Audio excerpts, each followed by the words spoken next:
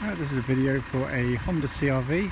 It's a 2.2 litre diesel sport model. The car's only covered 49,000 miles, has just the one owner and benefits from a full Honda service history from start to finish. Finished in black, as you can see, but I'll just go around the car for you. So starting with the lenses on this offside, unmarked, there's no cracks, condensation or otherwise. Bonnet has got hardly a stone chip on it, very clean indeed. Lenses on the near side here, again, completely free of any cracks or otherwise. Just going to go down the haunches there. Panel work on side, very good indeed. I can see one tiny little dimple dent even. I'll go straight to it. I think there's one just about there, but it is very small. So coming to the front here, we've got a really good BF Goodrich tyre on the front there. Absolutely tons of tread, looks like brand new, and the alloy is in very good condition. Only a tiny little bit, I've got a bit of curbing just there. You can see there the tread's absolutely, virtually like brand new. Coming down the panel work, it's all very good. This obviously being a black car, it will always show the odd little mark here and there, but generally it's very good. It could just do with a good machine polish, I guess. Rear tyre again, absolutely like new, just brand new, and obviously the same BF Goodrich tyre on there. Alloy on the back, completely unmarked. There's nothing on there at all. Camera on the back of the car. Obviously got the spare wheel covers all good and intact. There's no major marks on that, which is a miracle. They're normally always battered about. Paintwork on the back is very good indeed. Near side of the car, just squat down again, just to show you. Very clean and crisp, just the odd sort of minor little sort of brush mark, which again will come off very easily indeed. Again, BF Goodrich tyre, as with the others, and it looks like they've been changed as a sector. It's absolutely as new virtually, and alloy totally unmarked on there as well. Just going down the flanks of the car now. The only mark you see there, just a little bit on the wing mirror edge. That's just been polished off, which we could probably do ourselves. Final tyre again, as with the others, as new, and the alloy on this side really good. Just a tiny bit of curbing on the outside. They got one bit there and a couple of little bits there. Just coming to the boot area of the car now. It's all in very nice condition in here. You see you got the parcel shelves all there and intact. Underneath this carpet here, we've got the picnic table, which is, as I said, it's all there. It's not been pinched or otherwise. And you've got obviously 60/40 fold on the rear seats, but it's all been kept in really nice condition. Coming to the back of the car now, near side door card. Just show you in the back, absolutely huge amount of space in these CR-Vs, absolutely enormous in the back. These boots, by the way, also the rear seats, the little handle under here, if you pull that up, you can pull these rear seats forward a good 5-6 inches at least, and then you can extend the boot space. It's really clever design. But there's tons of room, it's in lovely condition. These backrest angles can be set as well at different positions, so if you've got people in the back and they just want to recline and have a little kip, then they can do so. Coming to the front of the car now, driver's door cards all in good condition, just a bit of a clean. Sill area is all really good, and the seats there, and driver's seats absolutely in lovely condition. Passenger seat again, absolutely spot on. Again, given the low mileage of the car, it doesn't come as any great surprise. Look up above, got sunroof up there as well, and that just slides back at the press of a button. It also tilts, as you can see there. Right, so I'm inside the car now with the engine running. Just to quickly show you, obviously got the full owner's manual pack and the original lock and wheel nut set for the car as well. Internally, the car's in really lovely condition, and there's only one minor blemish which I'll show you. Just come around the dashboard here, just on top of the airbag, you've got a little scag on there. It's not deep, it's just someone's obviously caught something on it, and there are companies who can get rid of those things, but just to show you, it is on there. So sport spec model, so we've got the lovely nice, simple and easy to use radio system there. Come down here, we've got the cool box in the middle, so pop that open. Currently on, I've got lovely ice cold air. The air conditioning is working perfectly on this car. It's blowing into there, so you've got a bit of a chocoholic like me, you can store that in on a hot summer's day if we ever get one. Climate control buttons there, as I said, it all works absolutely beautifully. and you've got your 6-speed manual gearbox lever. In the centre, little tray there as well. Just pull the lever up there, drop that down, and that pops out the way for you as well if you so wish. Coming across on these later models, multifunction steering wheels, so you've got audio controls and cruise control functions on there as well. Dashboard of the car, 48,000 miles, sorry, 49,553 miles, get there in the end. No warning lights on the car at all, as you can clearly see. But it's all in absolutely lovely condition. As I said, you know, given the ownership and the history of the vehicle, that comes as absolutely no surprise. Finally, while I'm in the car here, just to quickly show you, the car is equipped with rear parking sensors, so I'm just going to reverse back just to show you those working.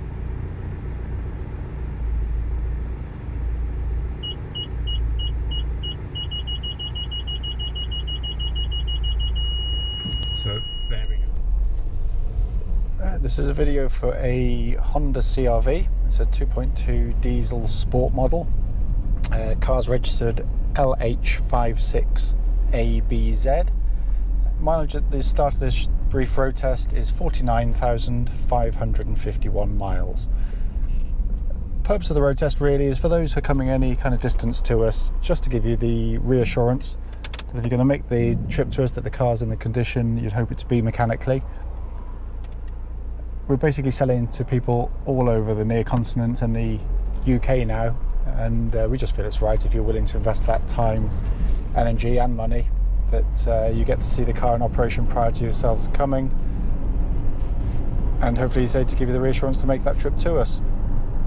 What I try and do with the road tests is to do it in the same sort of order you'd probably do it yourself, and on the roads in which you'll be test driving the vehicle, which are lovely, quiet country roads. To give you an idea, this is 5 o'clock at night, kind of rush hour, so it's a very, very quiet route. So as I said, what I try and do is do it in a similar order to what you do yourself when you came to drive the car, which is obviously look at the engine, gearbox and the main controls of the vehicle. So obviously starting with the engine itself, this is the 2.2 CTDi diesel engine, Honda's own engine. Brilliant engines, absolutely superb, and as an example of one, given how low the mileage is and just how well this car's been looked after mechanically by, you know, its one owner, it comes as no surprise to say that the engine is absolutely spot on. It starts on the button, no strange noises, no vibrations, no smoke, no whistling, nothing at all. Clutch in or out, exactly the same noise. There's no kind of vibrations or juddering from there at all. It pulls very quietly, very sweetly. I'd still maintain it's actually slightly quieter in this particular version than the newer versions, but perhaps that's just me. Relating to the engine, looking at the dashboard now, no warning lights on the car at all, you know, related to either the engine or anything else for that matter. But really great engines. They're very, very smooth in operation. And apart from just in first and second gear, where even Honda can't disguise the fact that you're still driving a diesel, on the move it's unbelievably smooth. Engine then drives through clutch and gearbox. Clutch on the car bites absolutely beautifully. It's exactly the right point on the pedal. Clutch pedal itself makes no annoying squeaks or clicks or ratchet noises.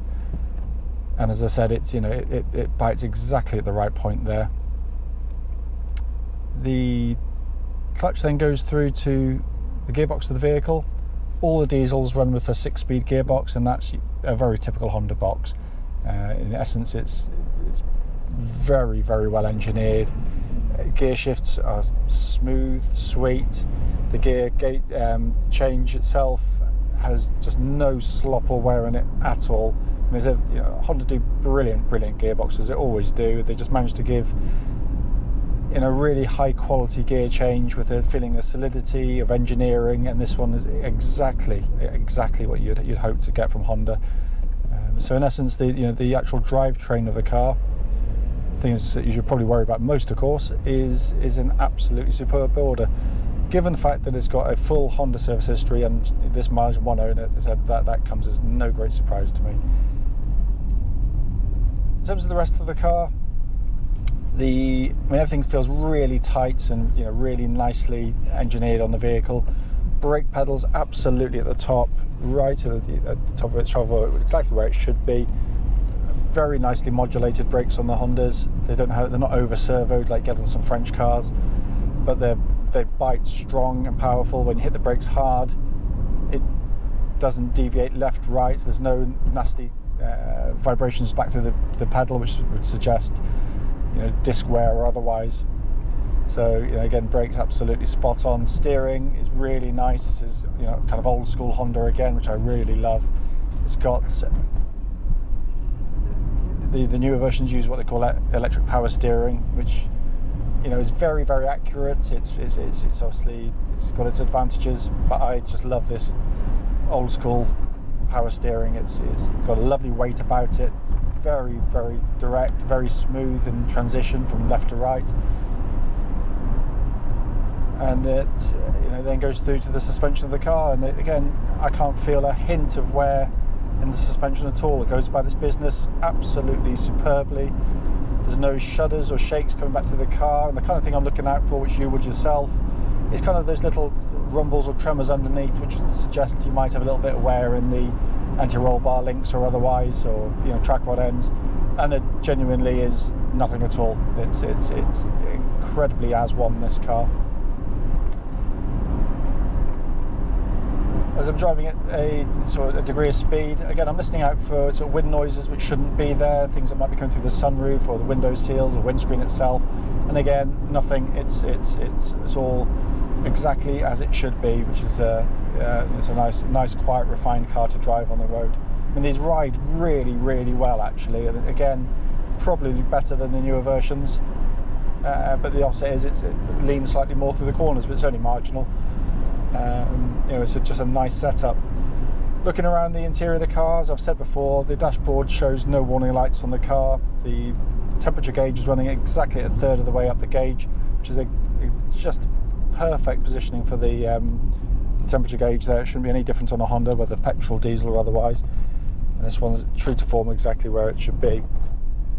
Looking around the rest of the dashboard, there's a little mark on the airbag. Plastics I can see there, but that's pretty much it for the interior. It's very, very well looked after. Nice, simple, very easy to use. The air conditioning system is blowing out lovely cold air. Just put it onto cold there, and that's freezing cold. If I open this up, you've got this little cool box, and then with this setting up, again, lovely cool air. So on a hot summer's day, all of us chocoholics can put our Mars bars in there, and they're not a stodgy mess. They're lovely and crunchy still.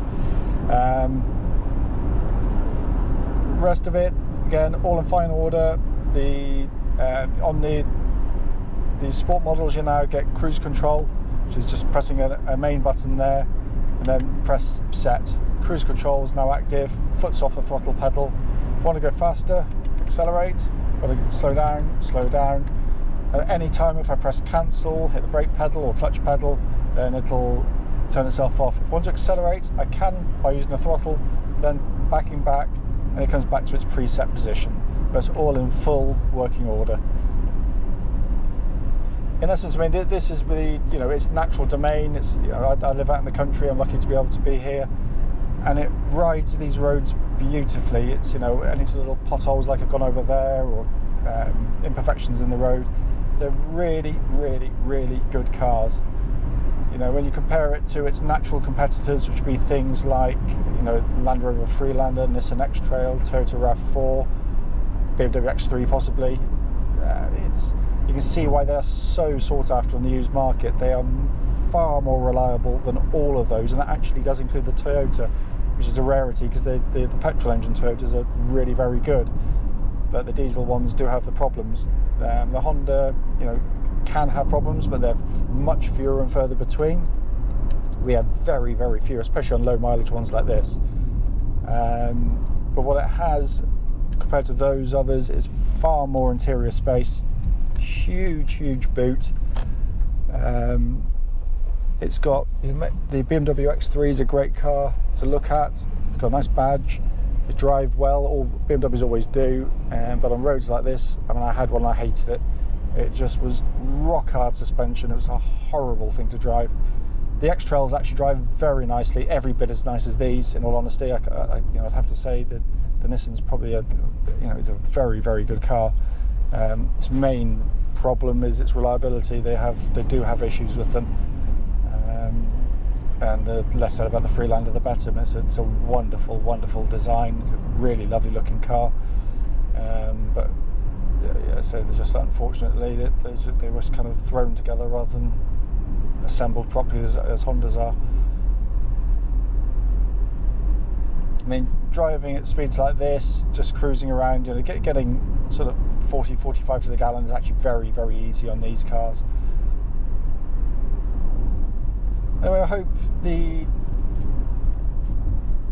video has been of help to you. Now we've moved out to our new site at Tortworth, which, as you saw, is just off the motorway. It's made it an absolute pleasure to be there, and all our customers thus far that have come to us have been delighted with. The access to us is far easier than coming into the Bristol city centre as it was previously. Far less intimidating on test drive, and you've got some lovely quiet roads to get up to sort of sensible road test speeds as well. So, but if there's anything I missed on this video or in the text of the advert, I can't think of anything particularly, then don't hesitate to call us. But just to give you the reassurance, the car drives absolutely beautifully.